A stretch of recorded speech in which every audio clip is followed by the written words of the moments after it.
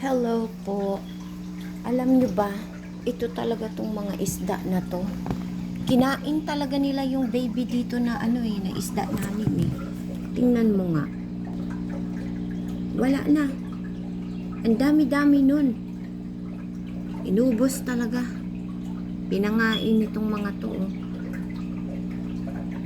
Yung iba dyan oh, yung ibang isda dyan oh.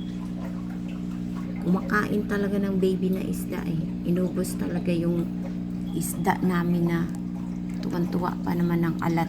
Ang daming baby. Nainis talaga ako. Nalungkot kaya ako dahil inubos nila yung anak nitong dalawa na yan. Hindi nga yun mabilang. Basta ang dami. Baka lampas 50 o baka umabot pa yun ng 100 kasi sa sobrang dami ba.